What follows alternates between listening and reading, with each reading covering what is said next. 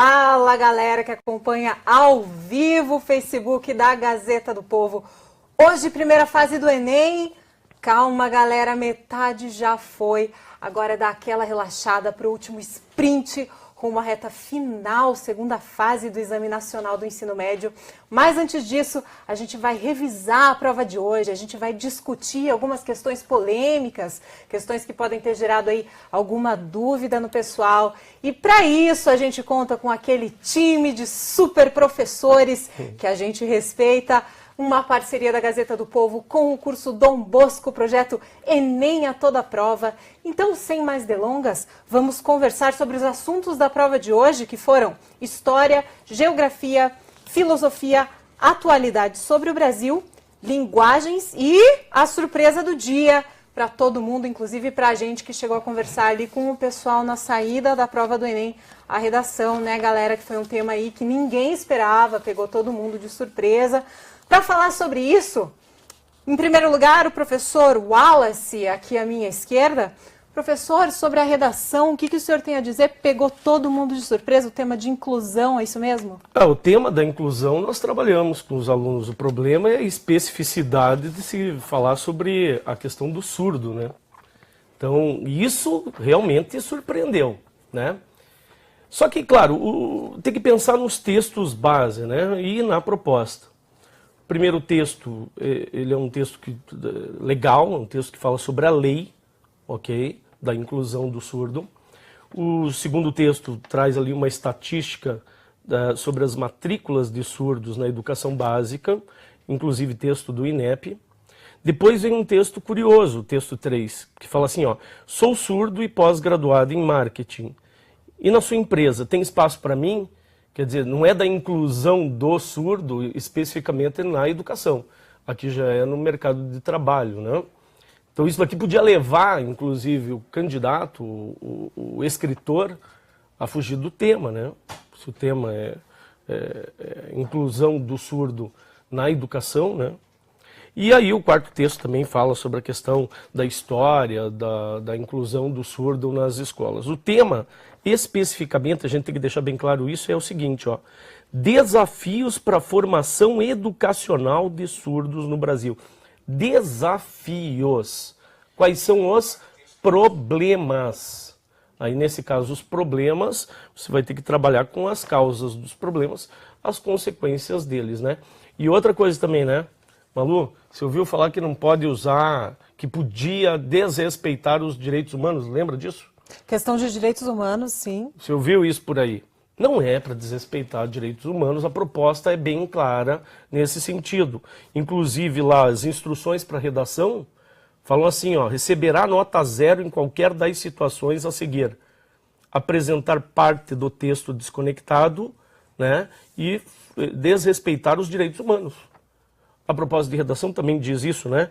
Ó, apresentando proposta de intervenção que respeite os direitos humanos. Então isso daí virou um meme aí, foi discutido pelos meios de comunicação e tal. É claro que não era para desrespeitar os direitos humanos, né? Professor, até na saída das universidades, que a gente chegou a conversar com o pessoal ali informalmente, meio em off, o que disseram para nós é que havia uma expectativa muito grande em relação ao tema mobilidade. Mobilidade urbana. Isso. E a questão de ideologia de gêneros. E aí isso não acabou sendo abordado. Malu, aí. Olha só, no decorrer do ano nós trabalhamos mais ou menos 80 temas. É muito difícil de você, eu até ouvi, né? Não, mas é fácil acertar o tema e tal. Não é, gente, não é. Esse foi bastante específico, né? Mobilidade urbana, questão do gênero. Eu pensei muito na espetacularização da vida cotidiana, da desgraça alheia. Tem um carro pegando fogo, no lugar de você ir lá ajudar, você tira uma foto. A questão do sensacionalismo. O sensacionalismo. Mas... Eu achei que ia cair isso também. Então, nós tentamos atingir a maioria dos temas da atualidade.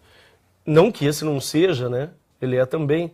Mas difícil, não é fácil, não é tranquilo, assim como muitos pensam, né? Eu acredito assim, o candidato, o indivíduo, vamos trabalhar assim, que está antenado aos meios de comunicação modernos, aí, a internet principalmente, não ia ter dificuldade para escrever sobre. Aliás, é a intenção, né, do Enem, é que o tema ele seja generalizante, todo mundo possa escrever a respeito. Eu acho que nesse sentido ninguém teve problema. E o que se esperava nesse caso, né? Existe algo, porque é difícil em redação falar em resposta certa e resposta errada, né? Mas existe aí um caminho das pedras que dá para dar uma orientada naquele aluno às vezes que está com dúvida, puxa vida, será que eu escrevi? Será que eu fui bem? Será que eu consegui alcançar o que eu esperado? O que eu esperado? O que o corretor vai avaliar exatamente? Eu, como corretor, o que eu esperaria? Um texto bem estruturado. Então, é ponto pacífico isso, a redação com a apresentação delimitada do tema e da tese na introdução, direcionando para a argumentação no desenvolvimento e, claro, a conclusão com a proposta de intervenção. No meio desse caminho todo aí, alguma citação de algum sociólogo, de algum educador, no caso com uma educação, tema, né? Um Gilberto Freire caberia bem aí, um filósofo talvez, ou alguma coisa relacionada à literatura. Isso para empoderar a redação de conhecimento, né? Basicamente isso é o que eu espero enquanto corretor. Eu sou corretor também, né? Não do Enem, claro. Mas eu vou analisar a redação da pessoa nesse aspecto, se ela está bem organizadinha. Outra coisa, uma das competências que o Enem cobra é a relação entre os parágrafos, a progressão textual, né?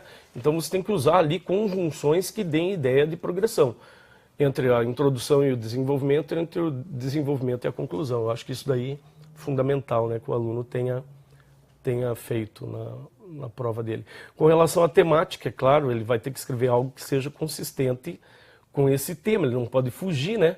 Não dá para falar sobre a inclusão do surdo na educação e falar só do emprego, por exemplo, porque aqui eles dão um texto base que fala sobre a empregabilidade, né? Que é um pouco mais abrangente, né? Mas o texto base, ele leva o candidato a, de repente, falar sobre isso só.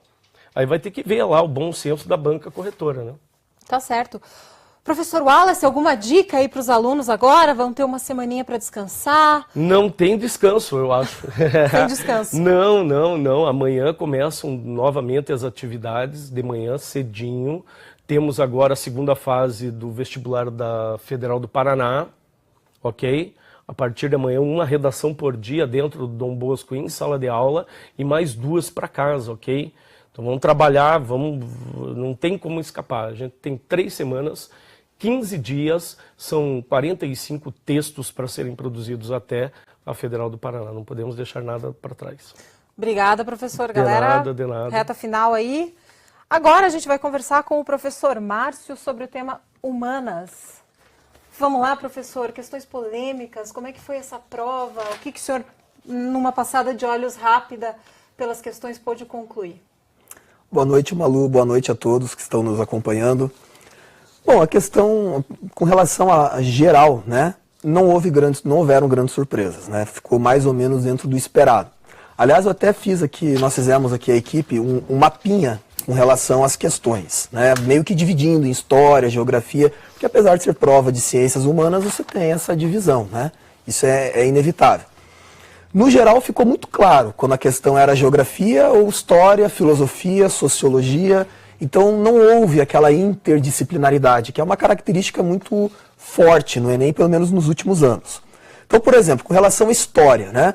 Nós tivemos 7 questões que pode ser considerada história do Brasil, 9 questões história geral. Geografia repetiu, curiosamente, 7 questões de geografia do Brasil e 9 questões de geografia geral. Então nós tivemos aí a história predominando, com 18 questões, seguida da geografia com 14. Aí nós tivemos a filosofia com 7 e sociologia com 6. Certo? Então, bem distribuída, mais ou menos seguindo o que já se esperava. Agora, respondendo a sua pergunta com relação às questões mais polêmicas, né, nós tivemos aqui, por exemplo, uma questão, eu estou com a prova rosa aqui, então provavelmente não será a mesma questão de quem tinha outra cor. Na prova rosa é a questão 48, mas eu vou falar o tema para quem fez se O localizar. pessoal em casa vai procurando as Já vai questões, procurando. vai batendo ali. Veja bem, ele comenta aqui com relação ao golpe militar de 64. Então nós tivemos o posicionamento da igreja com relação ao golpe. Como nós sabemos, a igreja ela participou no sentido de apoiar, né, a intervenção militar naquele momento. Até porque nós vínhamos de um governo muito conturbado do Jânio Quadros, que durou 6 meses. Logo em seguida assume o vice João Goulart, que tinha um caráter, pelo menos visto, né, pela grande mídia, ou quem estava de fora, como socialista. E isso fica muito claro no momento em que ele tenta introduzir as chamadas reformas de base no Brasil, em que um dos pilares principais era a reforma agrária. Então a reforma agrária, por exemplo, ela vai e diz encontro com aquilo que as elites, propriamente no Brasil na época, entendiam, né? A propriedade privada. Então é nesse momento que entra a questão da intervenção militar no Brasil. E a questão ela trata do posicionamento da igreja com relação a esse modelo de golpe militar que acabou sendo adotado a partir de 64. Então no nosso entendimento, né, houve uma certa manipulação ideológica. Até porque o texto cita aqui no caso que o próprio clero teve um documento em que nesse documento que foi fornecido dizia claramente aqui o seguinte, olha só, que o desenvolvimento econômico, porém apoiado no capitalismo, né, seria a única forma de suprimir a miséria rural. O socialismo, por exemplo, ele era entendido como algo tenebroso no Brasil na época, né? Então os mais pobres, por exemplo, ficam mais suscetíveis a se adequar a esse regime comunista.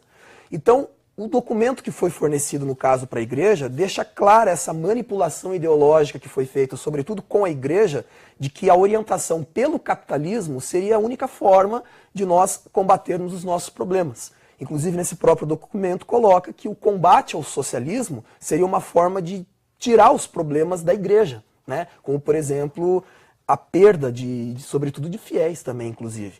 Então nós entendemos que essa manipulação ideológica aqui, ela acabou sendo favorecida pela ideia da privação material. Então manter a privação material, a propriedade privada, sobretudo, isso acaba favorecendo aí a manipulação que a igreja participa nesse primeiro momento, né? Bom, nós tivemos uma outra questão também aqui que foi um pouco polêmica, com relação a 2 vestuários aqui. O primeiro é o recorte fotográfico da Maria Bonita, na década de 30, e o segundo já é uma outra situação com um outro recorte espacial. Nós entendemos que na análise comparativa aqui, você acaba tendo uma estética de resiliência. Então poderia ser, por exemplo, a letra C, que diz ali, ó, fusão de elementos brasileiro à moda europeia. A nossa equipe não entendeu. A nossa equipe entende que a moda, sobretudo, é algo que se estabelece na Europa, é um padrão europeu.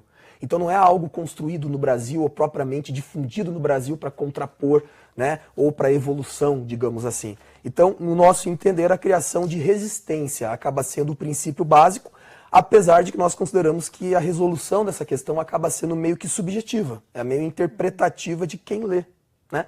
Então isso pode ter gerado bastante dificuldade aí para os nossos concorrentes. Nesses casos é difícil porque não existem conceitos pré-estabelecidos, né? Exato. Como o professor disse, é uma questão muito subjetiva. É muito subjetiva, né? Até o conceito de moda, Claro. propriamente, é algo extremamente subjetivo, né? O que é moda para nós, por exemplo, no Brasil, não é moda para os europeus. Então fica meio confuso você atribuir isso necessariamente a uma fusão da moda, né? Então isso acaba sendo descartado. Bom, nós tivemos questões muito interessantes além dessas polêmicas, né? Por exemplo, já no campo mais da geografia, nós tivemos uma muito interessante aqui com relação às hidrelétricas, né? Como nós sabemos, o Brasil está praticamente concluindo já, né, a sua maior hidrelétrica, que é Belo Monte, e isso sempre traz aqueles debates ambientais e a necessidade de geração de energia elétrica. Então, no caso aqui, ele faz uma comparação da hidrelétrica de Belo Monte com relação às outras já existentes no Brasil. E a comparação se baseia sobretudo em 2 elementos: a área que cada usina alaga e o potencial energético. Pela análise da tabela, bem interessante e bem completa, nós percebemos que apesar dos problemas que Belo Monte pode gerar na Amazônia, a área que ela vai alagar é uma área muito pequena, se comparada às outras hidrelétricas já existentes no Brasil, como Itaipu, por exemplo. Então, nesse sentido, a questão vai no encontro de que, mesmo com os impactos ambientais possíveis, inerentes, né, e inevitáveis, ainda compensaria a construção da usina pelo maior problema que nós entendemos da hidrelétrica, que é o alagamento, ser algo meio que suprimido, né? Então foi uma questão bem interessante, já que a área inundada é uma área relativamente pequena se comparada com a tabela. Estava previsível a prova, professor? Estava previsível. Na realidade, foi aquilo que nós aguardávamos, né? Problemas ambientais estava presente, a vida da população, sobretudo nas áreas urbanas, isso estava presente também. Bastante coisa de geografia física, né? Análise climática, só que tira do aluno um conhecimento prévio. O aluno precisa ter um conhecimento prévio, mas a prova é muito clara. Aliás, o Enem ele vem se repetindo com boas provas em ciências humanas nos últimos anos. A prova é muito clara, basicamente, do que ela quer do aluno. Então, se nós pensarmos num universo de 45 questões, selecionar 2 ou 3 que foram mais, assim, não pegadinhas, né, mas foram um pouco mais capciosas, é muito pouco, né? 2 ou 3 é pouco de um universo de 45 questões. Então foi uma prova previsível, dentro daquilo que nós esperávamos, questões bem atuais, bem interessantes, e eu acredito que o aluno que se preparou, né, que assistiu às aulas, que procurou estar atualizado sobre tudo o que está acontecendo hoje, né, as discussões que estão acontecendo hoje, ele não teve maiores dificuldades. E vale lembrar também que a correção do Enem, ela se baseia naquela teoria do resposta ao item. Então, mesmo quando você erra uma questão, se você erra marcando um item que parcialmente está correto, você não tem um prejuízo tão grande na prova. Então, nessas que eu citei, por exemplo, que geraram um pouco mais de confusão, mesmo se o aluno tiver errado essas questões, tivesse errado essas questões, ele não teria um prejuízo tão grande assim, se ele foi de acordo com um conhecimento prévio em que parcialmente as outras questões poderiam estar corretas. Dica do professor Márcio para a galera agora na última etapa, rumo à segunda fase do Enem? Bom, a dica é aquela básica, né, Malu? Esquecer o que aconteceu hoje, né? É igual um time de futebol que vence um jogo, mas o campeonato tem 40 rodadas. Você vence hoje, comemora hoje, já vem o próximo jogo.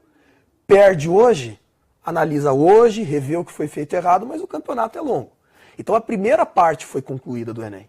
Então a partir de amanhã é outra etapa, é esquecer o que passou. Se foi mal, não adianta ficar se lamentando, a hora é de tentar compensar na segunda parte. Se foi bem, ótimo, mas também tem que esquecer nesse momento. Agora começa uma nova preparação nessa semana para chegar firme, tranquilo, porque o Enem é formado de 2 tempos, né? Esse que foi nesse domingo e na semana que vem. Tá certo, obrigada, professor. E agora, para concluir, a gente vai falar sobre a parte de linguagens com o professor Joãozinho. Professor, prova de linguagens, como é que foi para o aluno, como é que foi para o professor? Alguma questão polêmica que tenha suscitado alguma confusão, alguma dúvida? Tá, bom, primeiro boa noite para todos, para você, para o colega Márcio aqui. Registrar, né, meu protesto por eu ficar do lado do Márcio, que daí eu já sou baixinho, já sou feio, e em contraste com o Márcio fico mais, né? Mas a respeito da prova, é assim, previsível a prova, porém eu achei com um nível de complexidade maior do que anteriores.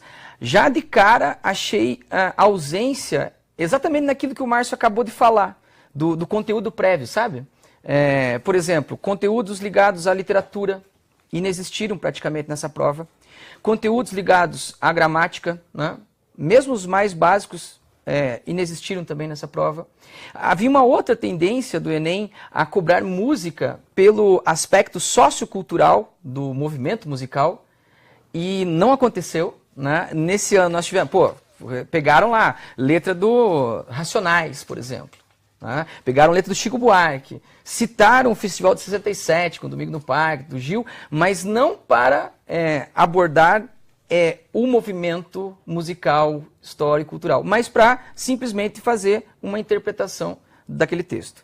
Então, a tendência que o Enem tinha até ano passado de aumentar os conhecimentos enciclopédicos que giram em torno do ensino médio, nesta prova, ao meu ver, retrocedeu.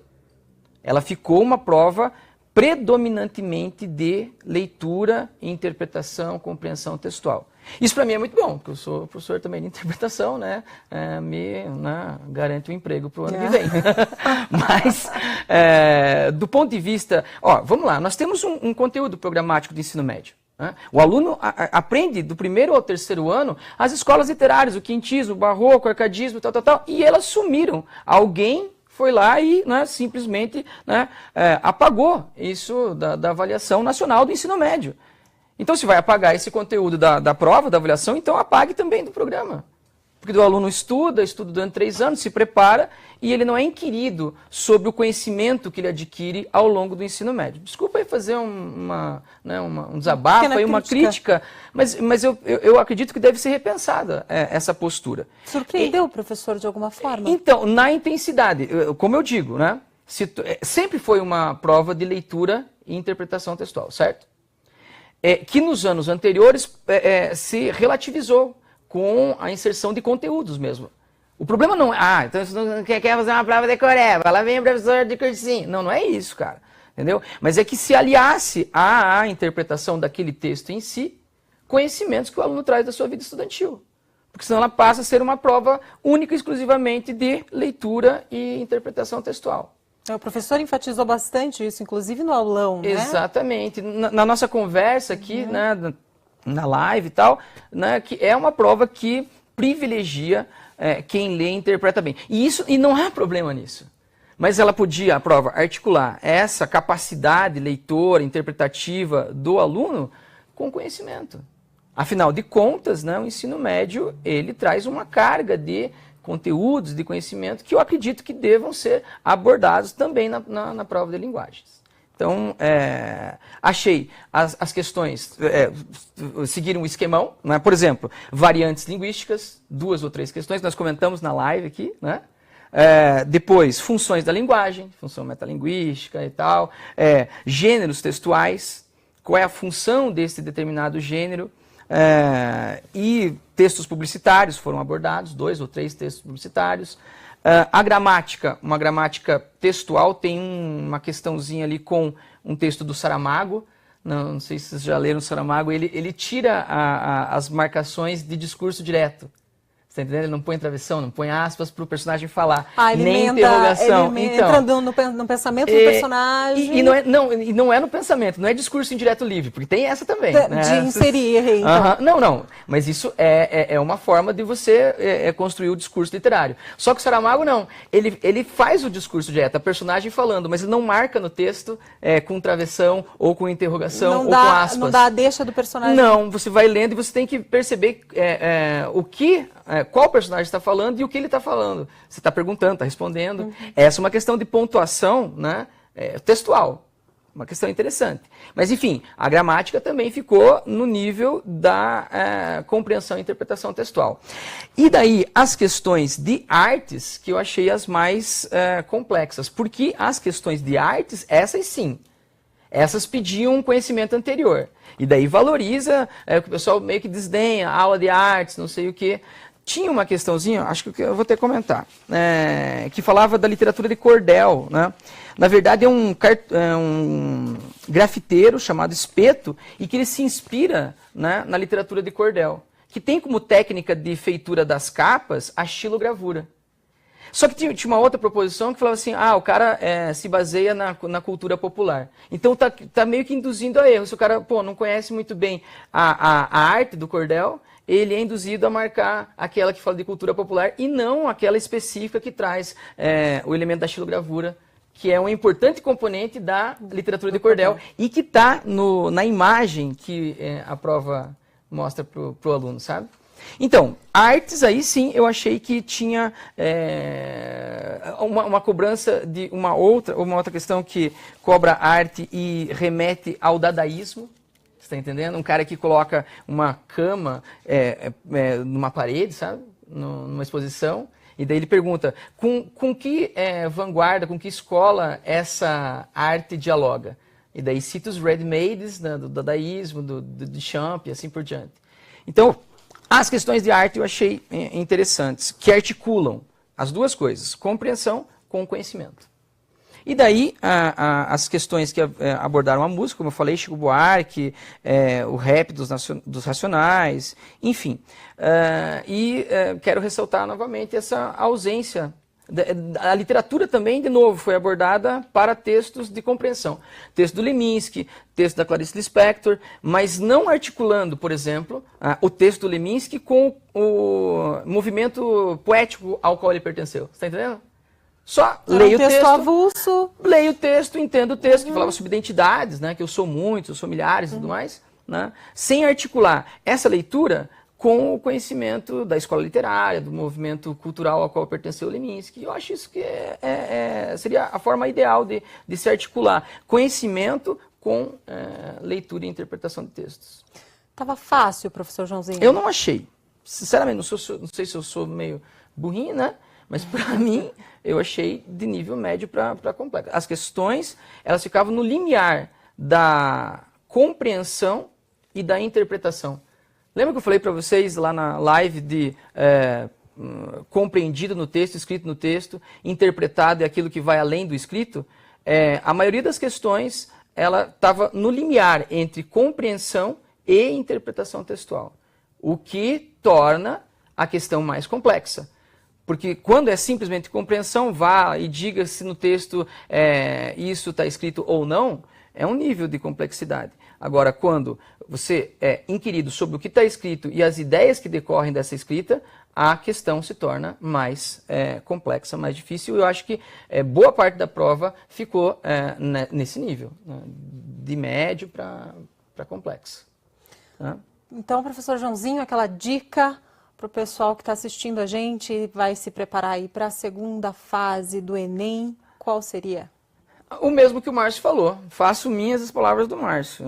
Se você, o que um time faz quando vai pro vestiário se preparar para o segundo tempo? Pô, zera tudo, velho. Né? Se tá ganhando de 3-0, pô, vamos voltar com gana redobrada, porque tem mais um tempo, a gente tem que administrar essa vantagem ou até ampliá-la.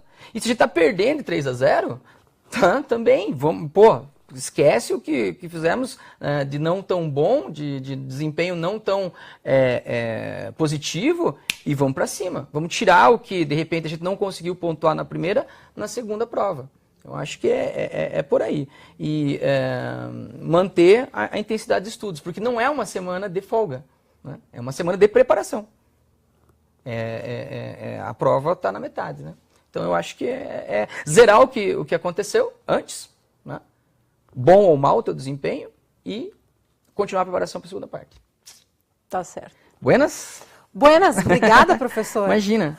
Pessoal, a gente vai encerrando por aqui a nossa live, agradecendo os professores que compareceram do super time do curso Dom Bosco e lembrando que no domingo que vem a gente está de volta com a correção da segunda fase da prova do Enem e com outros representantes das outras matérias que vão cair na prova, de novo aqui nos nossos estúdios. Você também pode conferir o gabarito pelo site da Gazeta do Povo. E é isso aí, galera. Boa sorte para todo mundo e até a próxima. Um beijo, um abraço. Tchau. Falou, galera.